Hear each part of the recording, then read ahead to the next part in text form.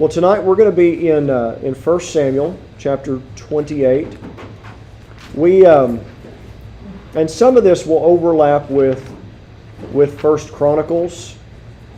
I'm not really going to focus on 1 Chronicles tonight because it's less detailed anyway. It basically just corroborates what 1 Samuel tells us.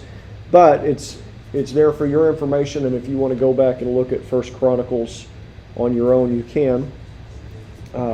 So we're going to look at the time period when David finally came into power. We covered a lot of years last week. We covered a lot of territory. We went from David and Goliath to the period of time where David served Saul, and David hid from Saul, and David still refused to turn on Saul. So Samuel anointed David at God's direction, anointed him to be the next king. David, at some point, we don't know exactly where he was in the story when he realized what God was calling him to. It may have been at the moment of anointing. It may have been sometime later when he finally figured it out. But somewhere along the way, David does realize that he's been anointed to be the next king. And so he just moves right in and seizes power, right?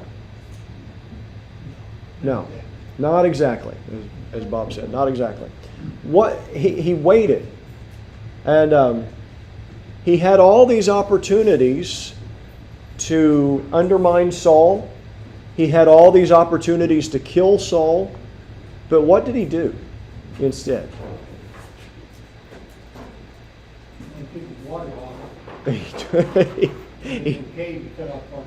There you go. Okay, and if all we know of the story is that he took Saul's water jug and that he cut off part of Saul's robe in the cave, I mean, that sounds like he's playing mean tricks on the king. But in context, what was he doing? He was telling him, I could have killed you, but I didn't. Right. Telling him I could have killed you. Proving I could have killed you, but I didn't. He was proving his loyalty. So even though God had said, you're going to be the next king, David didn't do what so many of us would have done and rushed right ahead. He waited for God's timing. Is that ever hard to do? Always. Always. God rarely does things in our timing, right? I mean, God always does things according to His timing, and His timing is perfect, but our timing and His rarely line up. And I think David probably knew that better than anybody because he waited. And anytime Saul was repentant, David seems to have gone back. I mean, he might have slept with one eye open, but he was willing to go back and serve. David was just a loyal, godly man. He wanted to do things the right way. At this point in his life, he does step out of line where that's concerned later on. But at this point, he's just determined that he's going to do things the right way. And so where we left off last week, David had said, you know what, it's probably better for me and Saul both if I get out of here. And so he goes the one place where Saul can't reach him, which was among the Philistines. Why did the Philistines take David in and kind of make this alliance with him? Okay. Yeah, what's that? Probably out of fear. Maybe out of fear. At one point, he did go to them and pretend to be crazy. I think when he goes back to, and if he's pretending to be crazy, and he's the guy that killed Goliath, you might not want to make the crazy, dangerous guy mad, so you just let him hang out and do what he wants to do. But he comes back again another time, and it talks like he makes an alliance with the Philistines. Were David and the Philistines really just suddenly best friends? No. I think it was kind of an enemy is my friend thing. The whole philosophy that makes things so confusing about the Middle East. Right? Have you ever tried to follow who's on what side in the Syrian war? There's like 7 different sides. And there's a group of people that we're friends with in Iraq, but we're fighting with them in Syria. Like, depending on which side of this imaginary line in the sand they're on, we're either shooting with them or shooting at them. It's just It's that kind of thing. The enemy of my enemy is my friend makes things very confusing. That's where David and the Philistines seem to be. So that brings us to 1 Samuel chapter 28. Let me turn there real quick. I've gotten a thinner Bible because that one that I've been using, the bigger print is nice for when I'm preaching and teaching, but that thing's heavy to carry around. And so I've gotten a smaller one. It's harder to see, and the pages don't flip as easily, so bear with me a little bit. 1 Samuel 28 is after David's alliance with the Philistines, but it tells us at the beginning of 28 that the Philistines gathered to fight against Israel. They decided to go to war with Saul again. Now, David does not join in the fight. David was willing to ally himself with the Philistines for a little while, but he was not a traitor. He was not somebody that was going to go and do battle against his own people. He says in verse 2, surely you know what your servant can do. He's basically telling the Philistines, you go out and do your thing, but I'm not going with you. Saul, this is the beginning of Saul's downfall. This is the beginning of the events that are going to lead to David finally being able to take the throne. When Samuel died, Israel went into a time of mourning. They began to weep over that. You think of the loss of a great national figure. I'm trying to think of even somebody who would compare that everybody would be weeping over now. We're so divided as a country, it's hard to imagine. But there were times when you would lose a figure and the whole country would go into mourning. And that's what Israel did.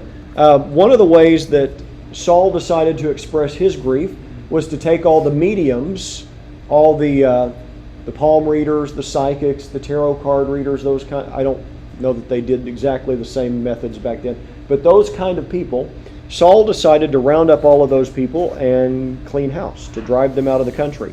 Some of them were killed, some of them were driven out of the country. And then the Philistines came. So Israel's in mourning. There's this upheaval as they're having this purge of the mediums. And then the Philistines gather for war against them. Saul went to God. And I guess in a sense he's right. He's partially right. I'll put it that way. Saul sees the threat of the Philistines, and his impulse is to go to the Lord. I mean, that's the right thing to do. There were cases later on where the Israelites would see these threats of these other countries, and they would go try to make an alliance with a different group of pagans to protect them instead of going to the Lord. Saul, at least to his credit, minimal credit, but still credit, he went to the Lord, but his problem was he asked for God to be on his side. When Saul saw the army of the Philistines, this is in verse 5, he was afraid and his heart trembled greatly. And when Saul inquired of the Lord did not answer him, either by dreams or by Urim or by the prophets. So Saul basically goes to the Lord and says, are you going to help us? And there's silence.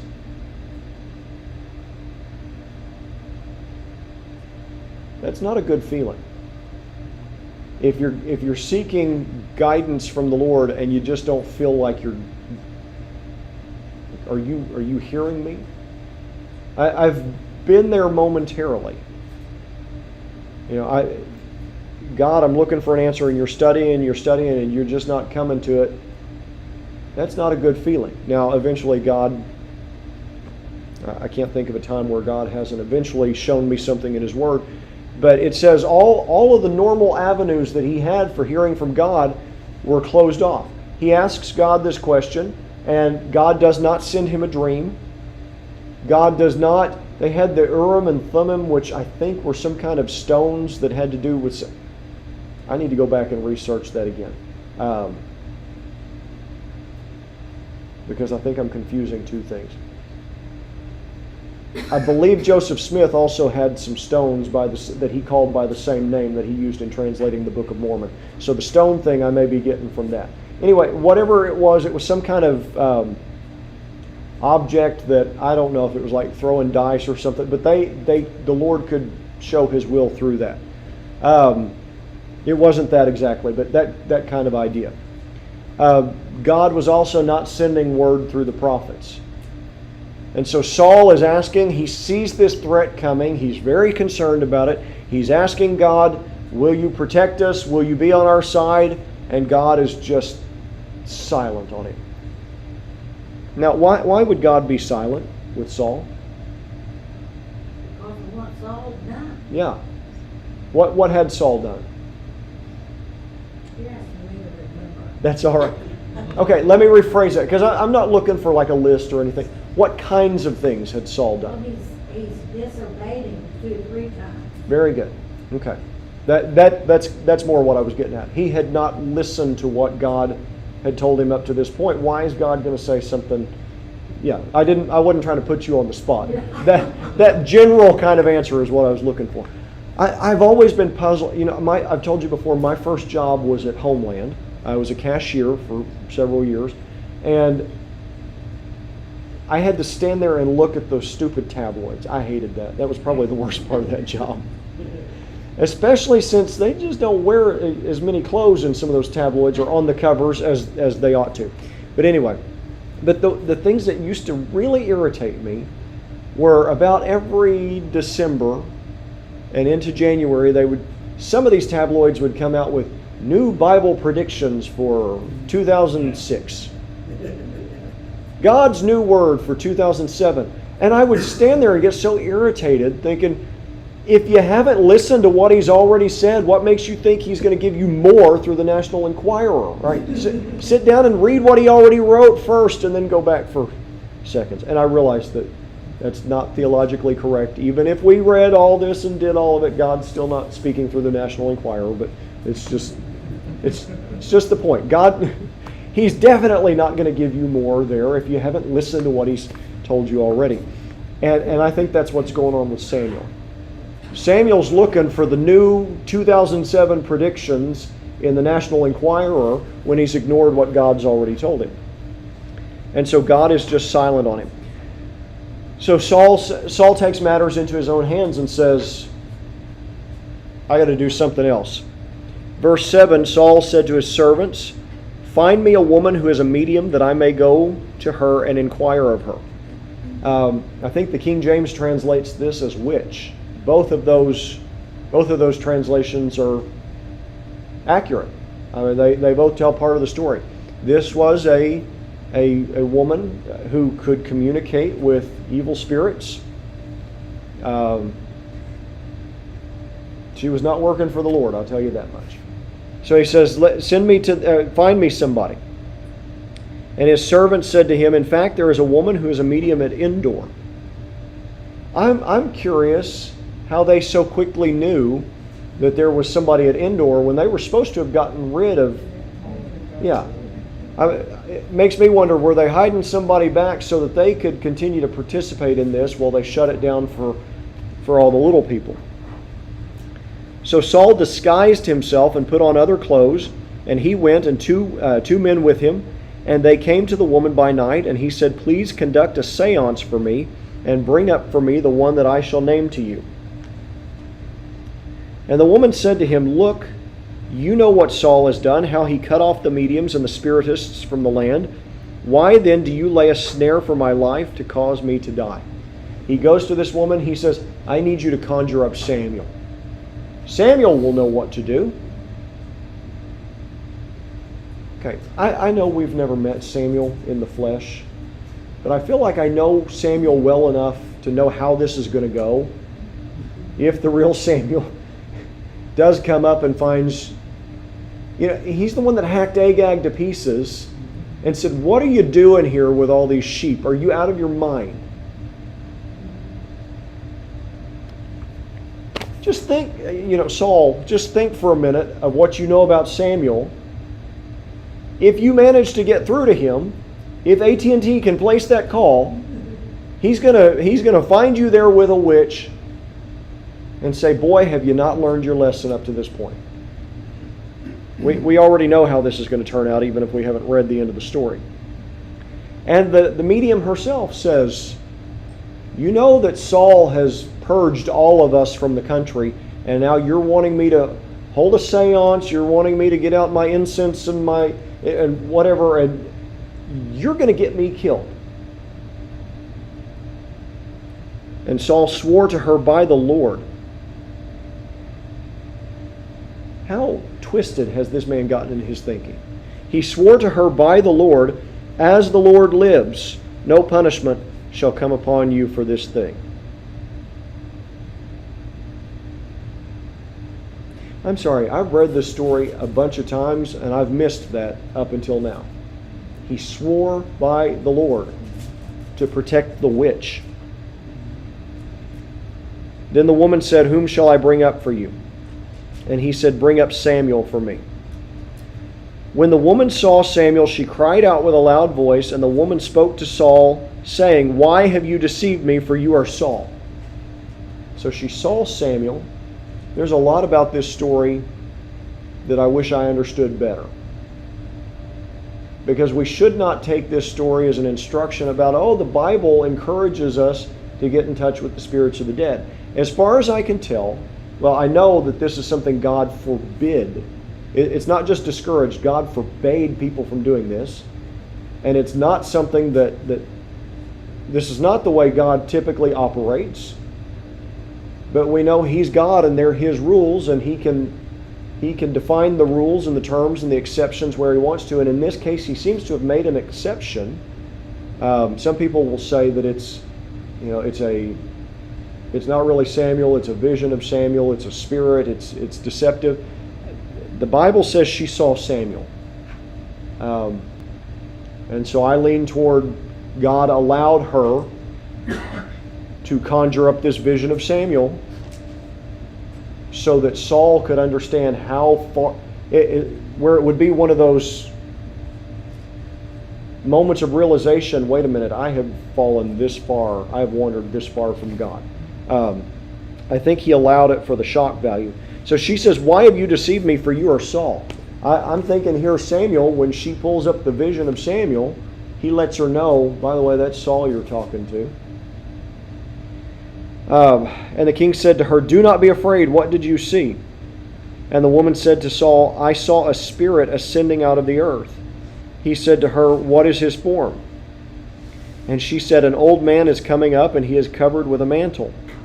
And Saul perceived that it was Samuel, and he stooped down with his face to the ground and bowed down. Now Samuel said to Saul, why have you disturbed me by bringing me up? By the way, coming out of the earth here doesn't necessarily mean that this is like an evil spirit from hell. It could easily be Samuel, and the earth here represents the grave. Which reminds me, I need to go back and answer a question Benjamin asked me last week about where people went when they died before Jesus. I said, let me double check my notes and make sure he was playing Stump the Preacher and I was just heading to lunch. So that reminds me, I need to get back to that. But we could just be talking about the grave here. And Saul answered, I am deeply distressed, for the Philistines make war against me, and God has departed from me and does not answer me anymore, neither by the prophets nor by dreams. Therefore I have called you, that you may reveal to me what I should do. And Samuel said, why do you ask me, seeing the Lord has departed from you and has become your enemy? See, Saul and Samuel both recognized the problem here. He says, the Lord has departed from you. Now that might sound harsh, but we need to ask ourselves, in this relationship, God and Saul, yes, God departed from Saul, but who departed first? Saul departed long before. Saul had been departing for a long time. The Lord has departed from you and has become your enemy. See, he thinks his enemy is the Philistines. But he has placed himself in a position to be the enemy of the God of Israel. And the Lord has done for himself as he spoke by me, for the Lord has torn the kingdom out of your hand and given it to your neighbor David. So Samuel basically says, why are you surprised by this? Is this not what God said to you through me was going to happen? Because years before David was ever anointed, when Saul messed up big time early on, like 2-3 years into his reign, so we're talking 37, 38 years before this, God said he was going to take the kingdom away from you and your descendants, and he was going to give it to David. Verse 18, because you did not obey the voice of the Lord, nor execute his fierce wrath upon Amalek, therefore the Lord has done this thing to you this day. Moreover, the Lord will also deliver Israel with you into the hands of the Philistines, and tomorrow you and your sons will be with me. So where are he and his sons going to be tomorrow? Dead. They're going to be in the grave as well. The Lord will also deliver the army of Israel into the hand of the Philistines. So it might also be God's provision for David by allowing him to go off to the Philistines, sending him off to the Philistines, where David is not even in the country, where after this defeat happens, David and his reputation are not sullied by being there for this defeat. There's a history podcast that Benjamin and I will listen to sometimes, and they were talking about the election of 1856. I know, I live such an exciting life, don't I? This is the kind of thing that I really get excited about. They talk about how James Buchanan, he's the guy that was elected right before Abraham Lincoln. So he's the one that got everything really messed up. I mean, he was the last in a line of people that really led to the country coming apart. But in 1856, everybody had high hopes for him because he had been off as an ambassador to Great Britain for the last several years. So all the fighting that was going on in the country over slavery, over states' rights, over all the things that everybody was at each other's throats about, he wasn't even in the country. So when he shows up early in 1856, they said, hey, let's make that guy our nominee for president because he's not, his reputation is intact with everybody. So sometimes there's some benefit to being out of the country when all the bad things go down, right? Of course, it didn't help James Buchanan in the long run, but that's a different story. So it occurs to me that maybe that was God's provision for David, for him to be out of the country when this defeat happens, because it was not going to go well for Israel. So Saul, it says he was very afraid because he realized there's no hope for him at this point. There's no hope that he's going to continue on in his role. Not only is he not going to continue as king, but he and his sons are both going to be killed. Saul fell to the ground in despair, and I think he knew there was nobody to blame but himself. I think this is the first moment of real sanity that Saul had in a long time, which is saying something given how insane his behavior has been on this very day. Again, I go back to how twisted does your mind have to have gotten to think, I haven't heard from the Lord, so I know I'll hear from the Lord if I go talk to the local Satanist. Something's not right here. But Saul has his first moment of clarity in quite some time. Is your hand up? Yeah, I was just thinking that Saul had disobeyed that whole time. He was just disobeying God and being disrespectful towards God. And then he thought he could go around obeying God by calling in the medium. Mm-hmm. But then God still is like, I'm still in charge even when you go through this, like he's still in control of the situation, even though he's trying to get away from, like, oh, okay, I'm going to go behind God's back and figure out what's going on. But God's like, I'm still in charge even if you go to this person. Yeah, that's a good point. Yeah. That's a good point. That's a good point. Yeah. Even going through the spirit mediums.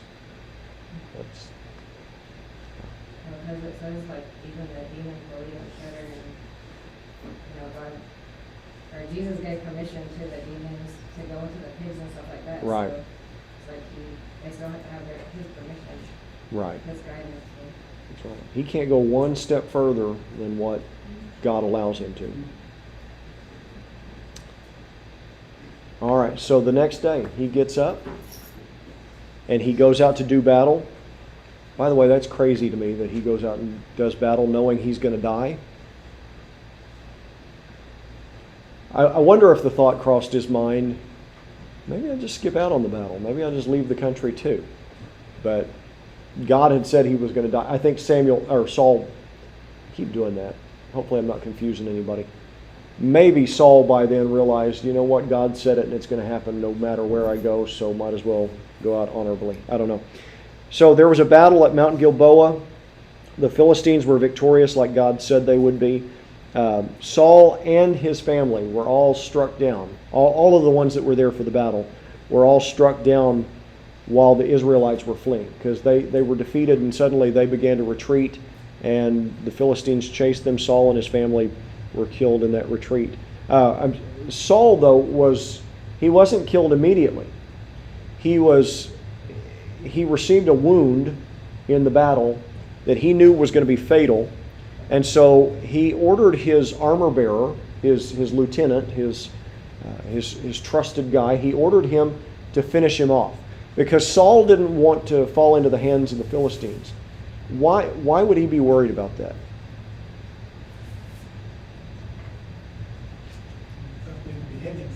Okay?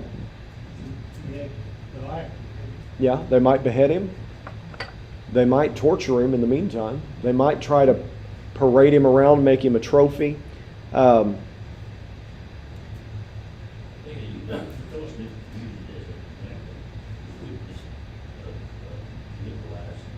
Yeah. So maybe he'd much rather die by, not his own hand, but one of his fellow Israelites than give the Philistines the satisfaction. Yeah. Oh.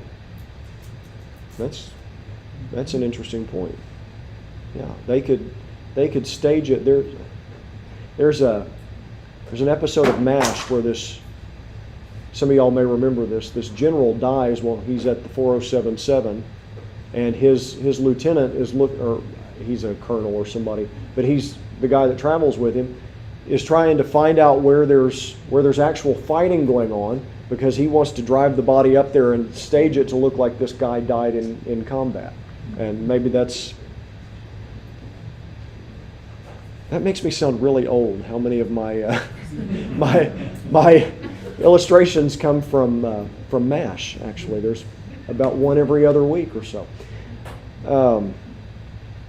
Anyway, but that's an interesting point. I hadn't thought about that before. Maybe tried to make it look like he died in battle. The armor bearer wouldn't do it, though. He was afraid. I'm not sure what he thought Saul was going to do to him after he killed Saul, but maybe it was kind of like David said, I'm not going to raise my hand against the Lord's anointed. And maybe the armor bearer was scared that God would punish him for killing his anointed king. So when he refused to do it, Saul had to man up and fall on his own sword, and then the armor bearer did the same thing. He didn't want to fall into the Philistines' hands either. So the Philistines, though, came upon this scene, and they took Saul's head back to the temple of Dagon. You remember the temple of Dagon from the story of the ark being captured? What happened in the temple of Dagon? The statue of Dagon kept falling down like it was worshiping the ark. Well, they gave the ark back, but they found a new trophy to put in the temple. The Israelites, though, stole his body back, and they returned the body to Israel for a proper burial. Questions about that? That really covers parts of, that covers 28 through 31 of 1 Samuel. Brings us to the end of the book. Any questions on that section or that story?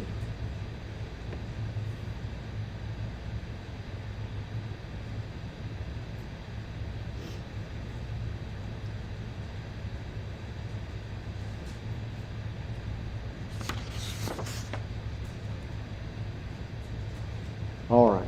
Well, let's turn to 2 Samuel, which should just be right after 1 Samuel in your Bible, unless there's a misprint.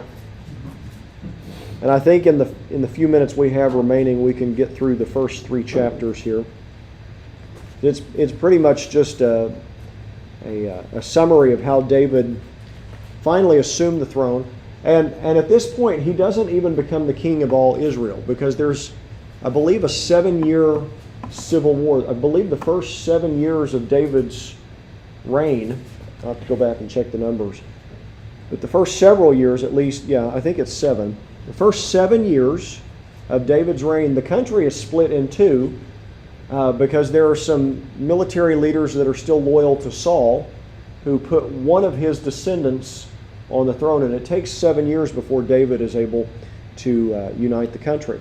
But after that battle at Mount Gilboa, David heard that Saul and Jonathan had been killed, and the Bible says that he tore his clothes and he wept for the rest of the day. Why would he? It says that in 1 Samuel 1:11. And all the men that were with him. And they mourned, verse 12, and they mourned and wept and fasted until evening for Saul and for Jonathan his son, for the people of the Lord and for the house of Israel, because they had fallen by the sword. Now, part of this makes sense. David, why would David weep for Jonathan? They were best friends. As a matter of fact, Jonathan had shown more loyalty toward David than toward his own father. When Saul wanted to kill David, Jonathan would warn him about the plans. So they were best friends. It's normal that he would weep over that. Why would he mourn over the people in the house of Israel?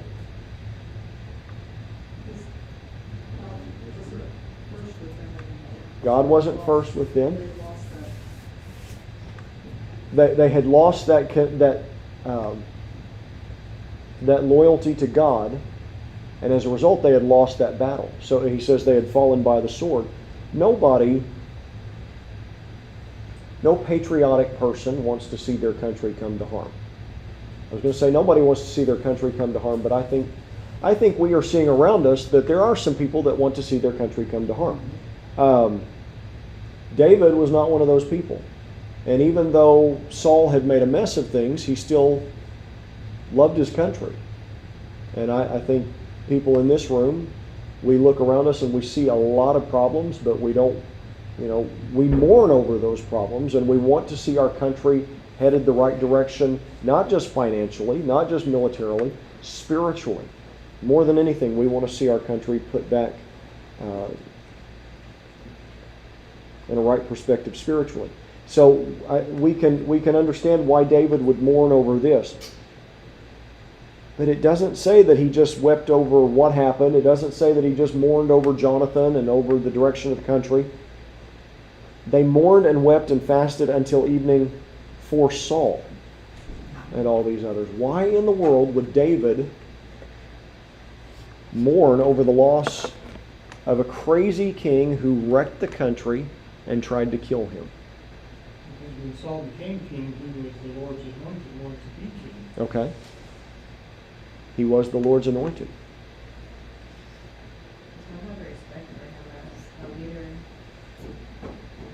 He had respect for the office. Okay. I think the country as a whole had high hopes for Saul, right? And then to see that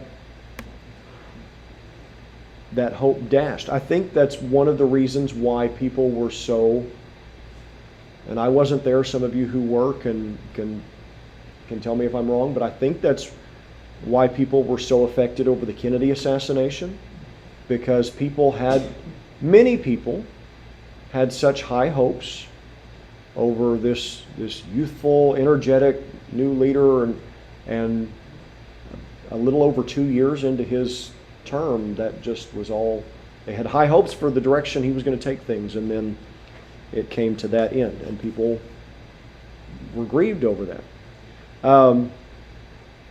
I think it's possible that David saw what could happen to somebody in this role if they didn't stay on the right path with God. I think it's possible David mourned over Saul because he saw the direction it could go. It's possible. We may never know, but these are some things that it helps us to think about. So soon after this, God sent David and some of his followers to go to the city of Hebron, and they were supposed to go there and take up residence. The elders of the tribe of Judah met David in Hebron, and they proclaimed him as their king. David's first proclamation, his first act as king, was to reward the men, this is in chapter 2, was to reward the men of Jabesh Gilead, because they were the ones, it was this little village, but they were the ones who said it is not right that our fallen king is put on display as a trophy in the temple of Dagon, and they're the ones that launched the mission to go get his body back and bury it. And so David even goes a step further, really in honor of this crazy guy who tried to kill him, by honoring the men who had done this daring rescue to get his body back for proper burial. That again shows his respect for the office, shows his love for the country, and really, regardless of how he may or may not have felt about Saul, I'm sure it left a bad taste in David's mouth to see the king of Israel as a trophy for the heathen Philistines. And so they honored the men of Jabesh Gilead. Things got a little complicated, though, because there was a man named Abner who was a military commander in Saul's army. He was also one of Saul's cousins. And he's the one who said, you know, the royal house of Saul, the throne rightly belongs to them. Now, why would he think it rightly belonged to them?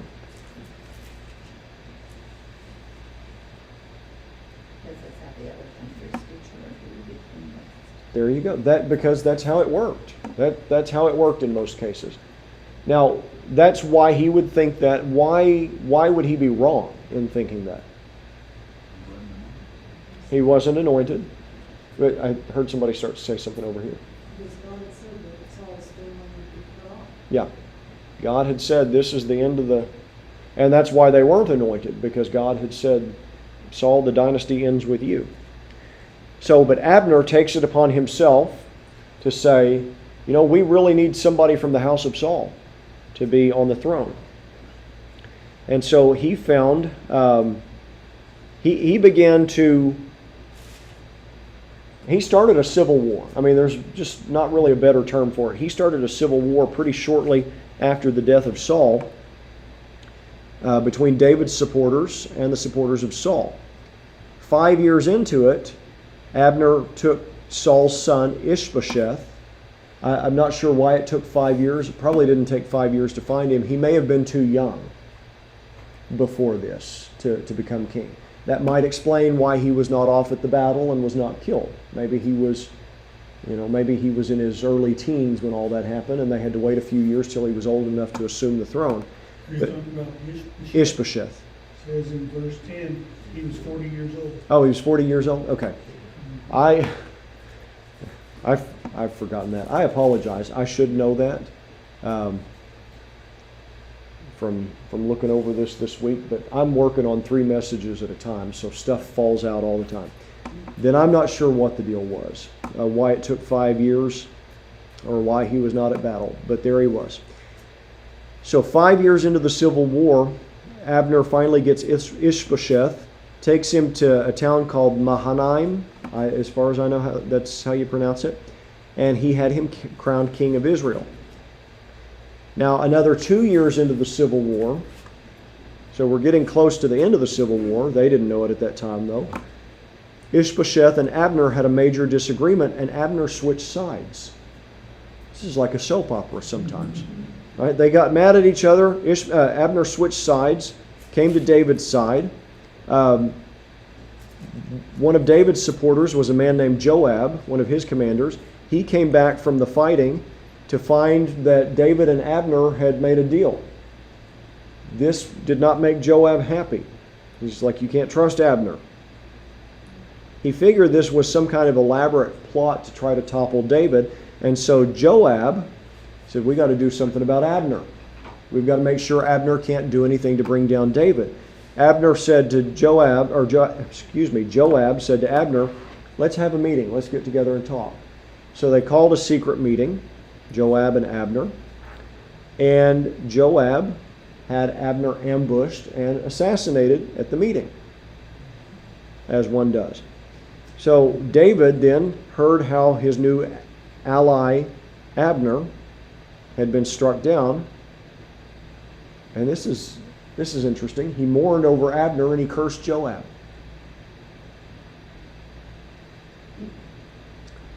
This to me doesn't make sense for a political leader. There's a friend of mine who was a state representative at the time, and I was running for something. I don't remember what, but I was running for something, and he told me, never walk past an old friend to make a new one. You're supposed to be meeting new people. What he meant by that, though, was don't turn your back on the people that brought you here. Okay, so I think that's what is it Jesse Jackson who used to say, dance with the one who brung you? Was that him? Okay, I don't know. I'll have to look that up later. Somebody said, dance with the one who brung you. It defies explanation. I can understand David being upset that Abner is dead, but I don't understand why David is so willing to turn his back on Joab over Abner. Abner, even though he's coming over to your side, he's a turncoat that started a civil war, and now he's supposedly flopping over to your side. Joab was wrong for having him assassinated behind David's back, but there's so much about this that I don't understand, and maybe if I lived in the culture, I would understand it better. But there's just some things here that, from my 21st century Western perspective, don't always make sense. But why this is so important, all of this, is because this is how David has arrived on the throne. And David arriving on the throne is the fulfillment of some things that God said was going to happen, but it also becomes the basis of future prophecies, where David becomes very important as God makes several promises through the prophets after this, that the throne of David is going to continue forever. That God is going to, and from a historical standpoint, that's not what happened. So we know, well, number one, because there's nobody from the family of David on the throne of Israel right now. There's not a throne of Israel. So we know that he's not speaking from a purely historical perspective of the physical kingdom of Israel continuing on forever under the lineage of David. He talks, though, about raising up one who will sit on the throne of David forever. All of these prophecies dealing with the house of David ultimately are pointing toward Jesus Christ. And that's why this becomes so important to our understanding of the Bible, how David came to the throne, and how God orchestrated that, and how God worked through David, not just for the good of Israel in David's own time, but ultimately to bring the Messiah into the world.